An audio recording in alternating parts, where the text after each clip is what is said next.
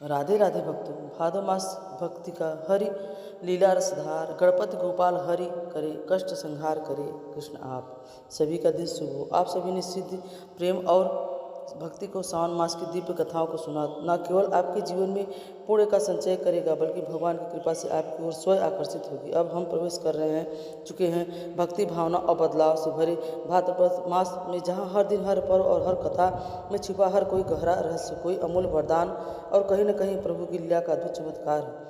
यह मास न केवल ऋतुओं के परिवर्तन का संकेत देता है बल्कि यह भी बताता है कि मनुष्य का भाग्य भी बदल सकता है यदि वह प्रभु की शरण में आकर सच्चे मन से उनका नाम जप ले। इसी पवित्र मास में मनाया जाता है श्री कृष्ण जन्मोत्सव का पर्व, जब सब भगवान श्री हरि बाल रूप में पृथ्वी पर अवतरित होते हैं।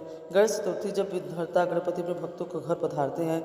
हरतालिका तीज जिसमें माता पार्वती का अटल सौभाग्य का वरदान छिपा है। परिवर्तनी एकादशी जिसमें भगवान विष्णु करवट बदलते हैं और भाग्य बदलने का द्वार खोलते हैं। इसी मास में होती है अनंत चतुर्थी, जो अनंत सुख को कामना करने वाले के लिए अमूल्य वरदान है। और फिर आता है कि पितृपक्ष, जो हमारे पूर्वजों से जोड़ता है, उनकी आत्मा की शांति के लिए यह पुल बनाता है। इस प्रकार इस बार साल 2025 में भाद्रपद मास 10 अगस्त दिन रविवार से प्रारंभ हो रहा है, जो कि 7 सितंबर रविवार को भाद्रपद पूर्णिमा के दिन ही समाप्त होगा। भाद्रपद मास चतुर्मास के 4 पवित्र मासों का दूसरा माह है, जो कि धार्मिक दृष्टि से बहुत महत्वपूर्ण होता है। इस मास में स्वास्थ्य की दृष्टि से दही का सेवन नहीं करना चाहिए। एक बार देवर्षि नारद जी तीनों लोकों में भ्रमण करते करते एक तेजस्वी ऋषि के यहाँ पहुँचे। ऋषि के आग्रह करने पर नारद जी ने भादो मास का महत्व सुनाया। भादो मास का महत्व ब्रह्मा जी से प्रार्थना करने पर स्वयं भगवान विष्णु ने सुनाया था। इसलिए उत्तम मध्यम अथवा अधम किसी भी प्रकार का मनुष्य चाहे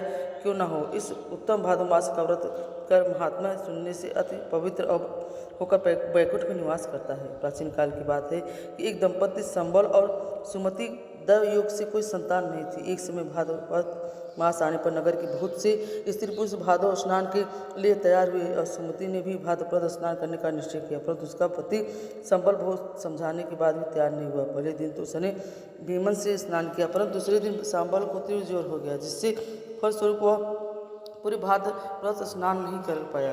आखिरकार एक दिन उसकी मृत्यु हो गई। मृत्यु के बाद वह नरक की यातनाएं भोग कर कुत्ते की योनि पड़ा। इस योनि में भूख और प्यास से वह अति दुर्बल हो गया। कुछ समय बीतने पर वह वृद्ध हो गया, जिससे उसके सभी अंग शिथिल हो गए। एक दिन उसने कहीं से मांस का एक टुकड़ा मिला। अचानक वह टुकड़ा उसके मुंह से छूटकर जल में गिर गया। देव ने उस समय भाद्रपद मास का शुक्ल पक्ष चल रहा था। उस टुकड़े को पाने के चक्कर में वह भी जल में कूद गया और फिर से मृत्यु को प्राप्त हुआ। उसी समय भगवान के पार्षद दिव्य विमान लेकर आए और उसे बैकुंठ लोक ले गए। तब उसने कहा, मैंने तो किसी भी जन्म में कोई पुण्य कर्म नहीं किया, तुम फिर मुझे बैकुंठ क्यों मिला? पार्षदों ने कहा, तुमने अनजाने में ही भाद्रपद मास में स्नान करके अपने प्राण गंवाए हैं। इस पुण्य के प्रताप से तुम्हें बैकुंठ प्राप्त हुआ। तब देवर्षि नारद जी कहते हैं कि जब अज्ञात स्नान करने का फल उसे इस प्रकार प्राप्त हुआ, तब भाद्रपद मास में यदि श्रद्धा से स्नान और दान आदि किया जाए तो पुण्य फल के तो कहने ही क्या है। और अगर भादो मास में पावन कथाओं का श्रवण पूर्ण श्रद्धा विश्वास एकाग्रता से किया जाए तो उसके प्राप्त होने वाला पुण्य केवल सुनने वाले तक ही सीमित नहीं रहता, बल्कि वह पुण्य उसकी आने वाली 7 पीढ़ी तक का कल्याण करता है और उनके जीवन में भी सुख समृद्धि और प्रभु की कृपा का स्थायी वास हो जाता है। तो आइए अब हम सुनते हैं भाद्रपद मास के पहले दिन की कथा। आइए अब कथा से पहले हम सभी मिलकर श्री लक्ष्मी नारायण का ध्यान करें।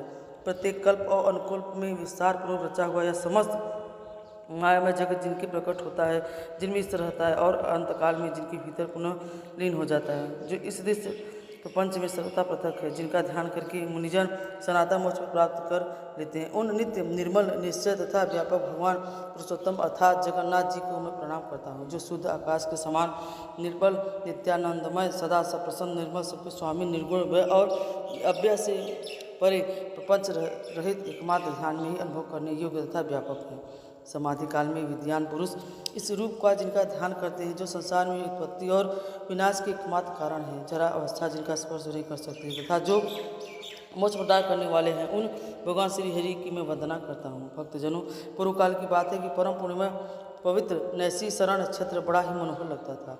वहाँ बहुत सारे मुनि इकट्ठा हुए थे, तरह तरह के पूर्ण स्थान की शोभा बढ़ा रहे थे। पीपल, पारिजात, चंदन, गुलाब, चंपा आदि अन्य बहुत सारे वृक्ष उनकी शोभा बढ़ा रहे थे। तरह तरह के पंछी, तरह तरह के मृगों का झुंड अनेक पवित्र जलाशय में बहुत सी बावलियाँ उस वन को और सुसज्जित कर रहे थे। ब्राह्मण, क्षत्रिय, वैश्य, शूद्र तथा अन्य जातियों के लोग भी वहाँ उपस्थित थे। ब्रह्मचारी को गृहस्थ, वानप्रस्थ का सन्यासी से बहुत वहाँ जुटे हुए थे। झुंड की झुंड गवें भी उन वन की शोभा बढ़ा रहे थे। नैमिषारण्य व्यासी मुनियों के द्वारा 12 वार्षिक अर्थात 12 वर्षों तक चालू रहने वाला एक आरंभ था, जो जौ, गन्ना, गेहूँ, उड़द, मूंग और तिल आदि पवित्र अन्नों से यह मंडप सुशोभित था। वहाँ होम कुंड में अग्निदेव प्रवजित हो रहे थे और आहुति ही दी जा रही थी। उसी समय महायज्ञ में सम्मिलित होने के लिए बहुत मुनि और ब्राह्मण अन्य स्थानों से वहाँ पधारे हुए थे। स्थानीय महर्षियों ने सभी को यथा योग्य आदर सत्कार किया। रीति वजह सहित वे सब लोग आराम से अपने अपने आसन पर बैठ गए। तब परम बुद्धिमान लोग महर्षण सूत जी महाराज वहाँ पधारे। उन्हें देखकर सभी मुनियों को बड़ी प्रसन्नता हुई। सबने खड़े होकर उनका आदर सत्कार किया। सूत जी ने भी बराबर सबके प्रति आदर भाव को प्रकट किया। फिर श्रेष्ठ आसन पर विराजमान हो गए। उस समय सब ब्राह्मण सूत जी के साथ वार्तालाप करने लगे। बातचीत के अंत में सबसे व्यास शिष्य लोम महर्षि जी ने अपना संदेश पूछा, जैसा कि वह अक्सर पूछा करते थे। मुनियों ने हाथ जोड़कर पूछा, हे लोमहर्षि जी, आपने आपके श्रीमुख की अनेक कथाओं का प्रस्ताव किया है। अब आप कृपा करके प्रभु की जन्म की कथा भी विस्तार पूर्वक कहिए। उन महात्मा ने इस पृथ्वी का किस प्रकार दोहन किया था? मुनियों का प्रश्न करने पर लोग महर्षि जी ने इस प्रकार बोले, हे द्विजवरों, मैं वेन कुमार प्रभु की कथा विस्तार के साथ सुनाता हूँ, आप सब लोग भी एकत्रित होकर सुनिए। हे ब्राह्मणों, जो पवित्र नहीं रहता, जिसका हृदय खोटा है, जो अपने शासन में नहीं है, वह व्रत पालन नहीं करता है, और जो कृतज्ञ और हितकारी, ऐसे पुरुष जो हे प्रसंग कभी नहीं सुना सकता। यह स्वर्ग देने वाला है, यह सब आय की वृद्धि करने वाला परम धन, वेदों के तुल्य मान्य था गढ़ रहस्य। हे ऋषियों, जैसा कहा है वह सब जो को सुना रहा हूँ, सभी सावधानों को सुनिए। जो प्रतिदिन ब्राह्मणों को नमस्कार कर वेन कुमार प्रभु के चरित्र का विस्तार पूर्वक कीर्तन करता है, उसे अमुक कर्म मैंने किया और अमुक नहीं किया, इस बात का शोक कभी नहीं होता। पूर्व समय की बात है कि ऋषियों अति कुल में उत्पन्न प्रजापति अंग भरी धर्माता और धर्म के रक्षक थे। वे अन्य के समान ही तेजस्वी थे और उन्हीं का पुत्र वेन, जो धर्म के तत्व को बिल्कुल भी नहीं समझता था। उसका जन्म मृत्यु कन्या सुनीता के गर्भ से हुआ था। अपने नाना के स्वभाव दोष के कारण वह धर्म के पीछे रखकर काम और लोभ में प्रवृत्त हो गया था। उसने धर्म की मर्यादा भंग कर दी थी और वेन वैदिक धर्मों का उल्लंघन करके अधर्म में लीन हो गया था। विनाश काल जब आया तब उसने यह पूर्व प्रतिज्ञा कर रखी थी, किसी को यज्ञ और होम नहीं करने दिया जाएगा। यजन करने योग्य यज्ञ करने वाला तथा यज्ञ में भी मैं मेरे ही लिए यज्ञ करना चाहिए और मेरे ही उद्देश्य से हवन भी होना चाहिए। इस प्रकार मर्यादा का उल्लंघन करके सब कुछ ग्रहण करने वाले उस अयोग्य वेन ने मरीच आदि सभी महर्षियों ने कहा, वेन हमें अनेक वर्षों के लिए यज्ञ की प्रतिष्ठा करने वाले, तुम अनधर्म मत करो, यह यज्ञ आदि कार्य सनातन धर्म है। महर्षियों का इस प्रकार कहता देख खोटी बुद्धि वाले वेन ने हंसकर कहा, अरे मेरे सिवा दूसरा कौन धर्म का सृष्टि है और मैं किसकी बात सुनूं? विद्या, पराक्रम पर, तपस्या और सत्य के द्वारा मेरी बराबरी करने वाला इस धरती पर भला कौन है?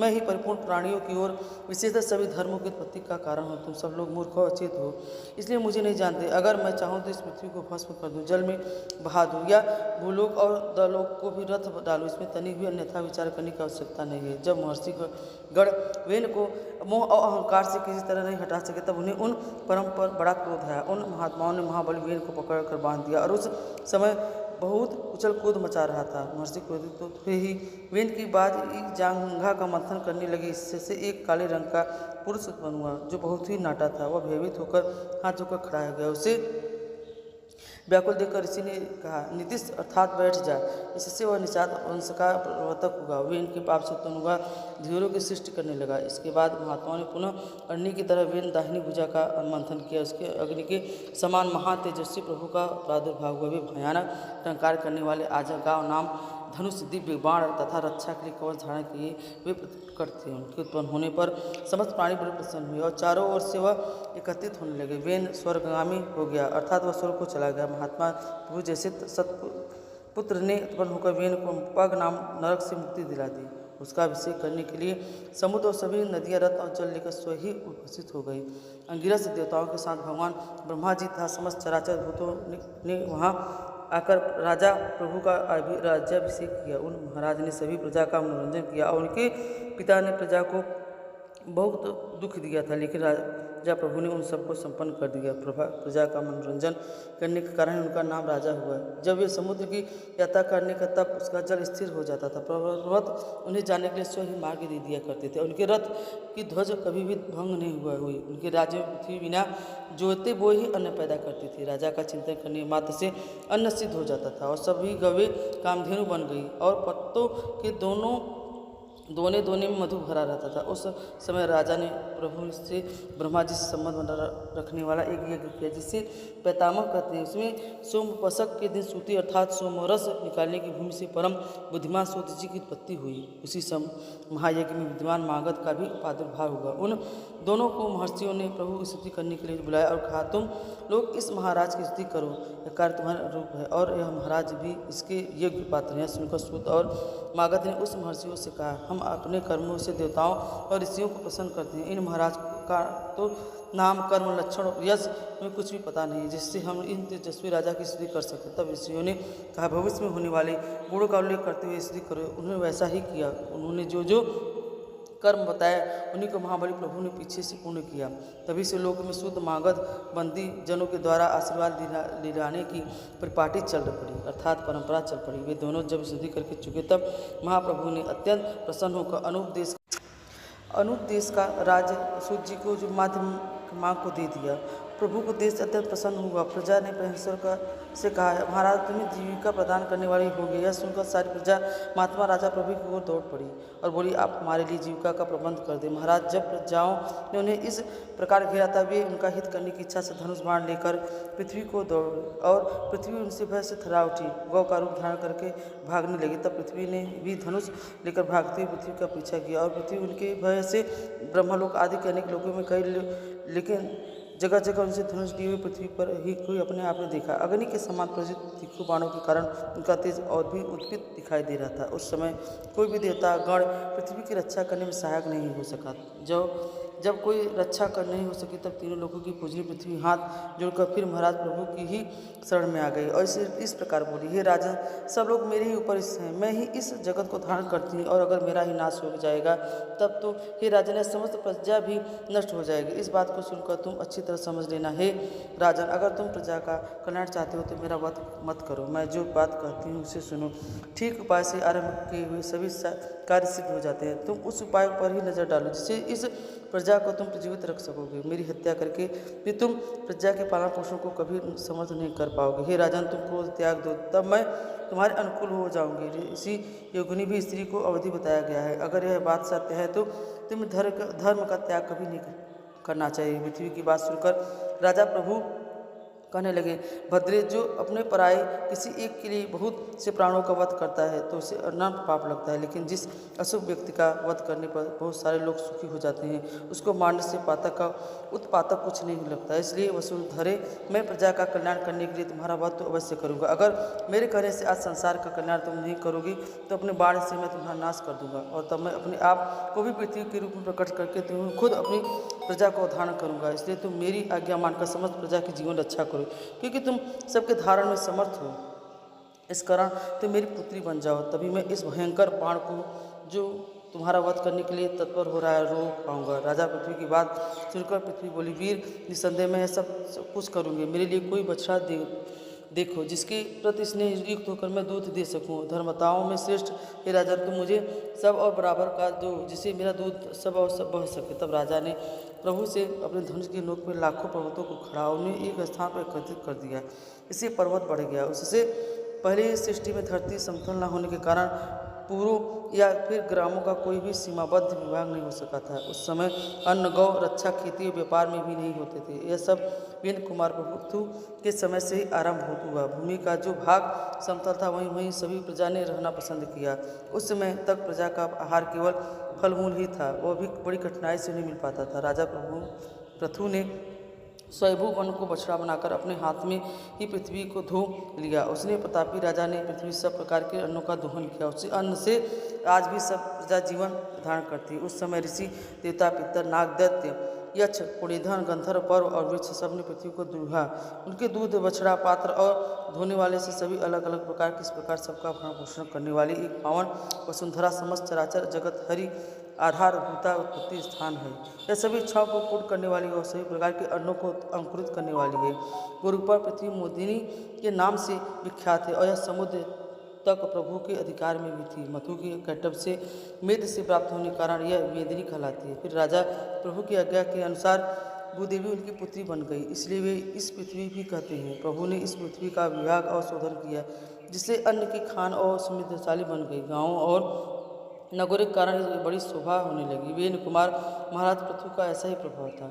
इसमें संदेह नहीं था कि वे समस्त प्राणियों की पूजनीय और वंदनीय है। वेद वेदांग के प्रारंभ विद्वान ब्राह्मण को भी महाराज प्रभु की वंदना कहनी चाहिए, क्योंकि वे सनातन ब्रह्मा योनि है।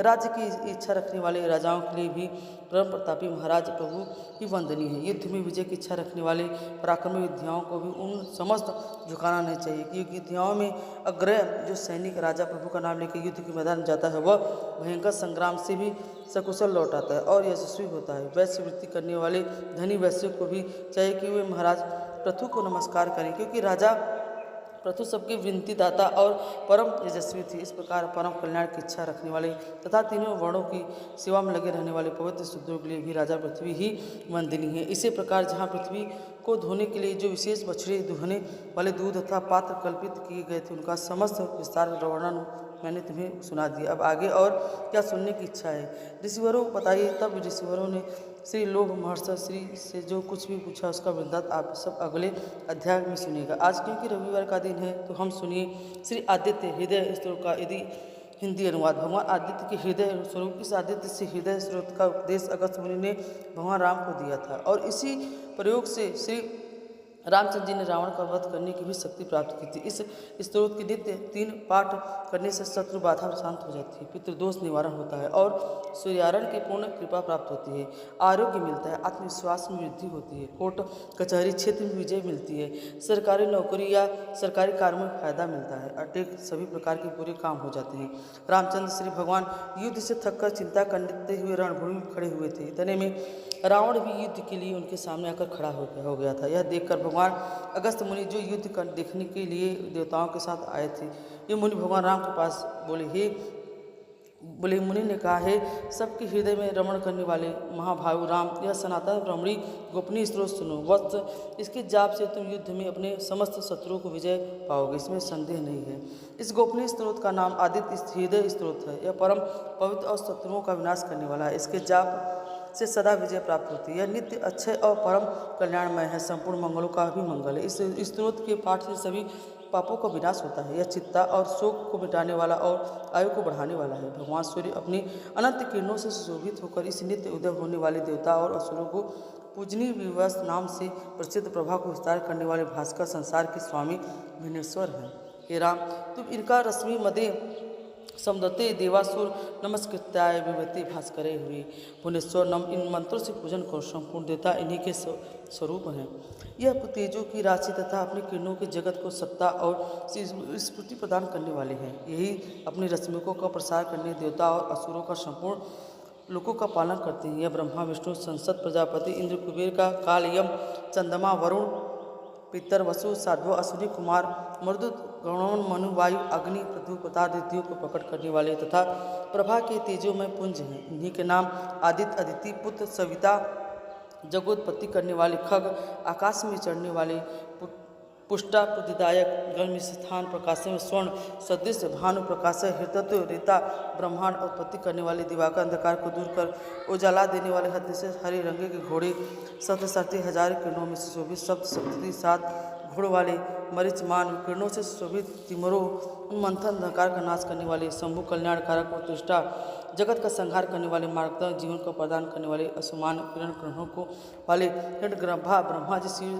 शिशिर सुख देने वाले, तत्पन पूर्णता पैदा करने वाले, अहंकार देने वाले, प्रार्थना योग्य अतिगर्भ अग्नि को गर्भ में धारण करने वाले, अदिति, पुत्र संख व्यापक, शिशिर नाशक, तीर का नाशन करने वाले, वमनाथ, आकाश के देवता, तमोभेदी अंधकार को नष्ट करने वाले, घन वृष्टि के कारण अपावित जल को अपवित्र करने वाले, शिष्य विधु विभंग, आकाश में त्रिवेक चलने वाले, आत्मी घाम उत्पन्न करने वाले, मंडली समूह को धारण करने वाली, मृत्यु के कारण पिघल भूरे रंग वाले, सर्व तापन सबको ताप देने वाली, कपि दृष्टा विश्व सर्व स्वरूप, महातेजस्वी महातेज वाले, सबसे अधिक तेज वाले, रक्त लाल, सर्व संभवती उत्पन्न के कारण नक्षत्र आदि के स्वामी, विश्व भावन जगत की रक्षा वाली, द्वादश दासात्मा 12 स्वरूपों की युक्त यहाँ महातेजस्वी नामों से सूर्य देव प्रसिद्ध हैं। आपको नमस्कार है।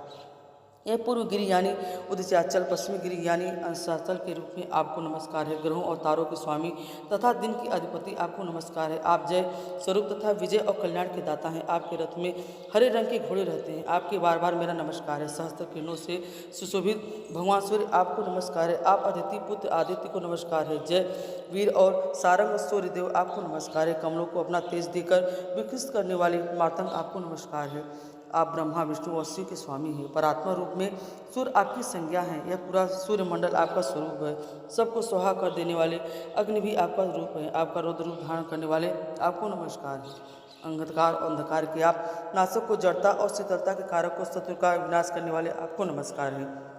आपका स्वरूप अप्रिय है। आप पितृजनों का नाश करने वाले हो।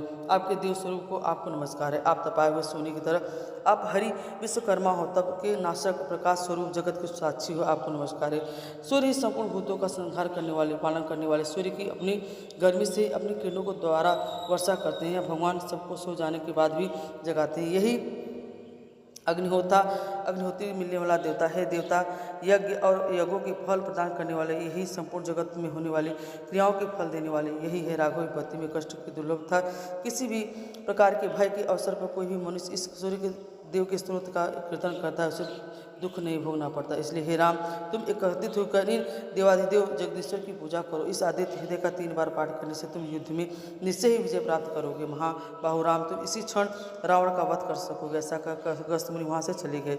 अगस्त्य मुनि का उपदेश सुनकर महातेजस्वी श्री रामचंद्र जी का शोक दूर हो गया। उन्होंने प्रसन्नित होकर आदित्य हृदय स्तोत्र का पाठ किया और स्तोत्र को धारण किया। 3 बार आचमन करके जाप किया। उसके बाद भगवान श्री रामचंद्र जी ने धनुष उठाकर रावण की ओर देखा और उत्साहपूर्वक विजय पाने के लिए वे आगे बढ़ने लगे। फिर पूरा निश्चय कर वे रावण का वध करने के लिए उद्यम हुए। उस समय देवताओं के माध्यम से खड़े हुए भगवान सूर्य ने प्रसन्न होकर श्री रामचंद्र जी की ओर देखा और निशाचर रावण के विनाश का समय नजदीक जानकर हर्षपूर्वक कहा, रघुनंदन अब जल्दी करो, यह श्री आदित्य हृदय अब जल्दी करो। यह था श्री आदित्य हृदय स्तोत्र का है हिंदी अनुवाद। सभी प्रेम से बोलिए सूर्य नारायण भगवान की जय। सभी बोलिए भगवान महादेव की जय। हर हर महादेव। विष्णु भगवान की जय। राधे राधे। भक्तों, आज कथा भागवत मास का कथा पहला अध्याय था। आपको कैसा लगा? अगर अच्छा लगा तो हमारे साथ आप जुड़े रहें और आगे की कथा सुनने के लिए हमें लाइक और कमेंट करें। राधे राधे।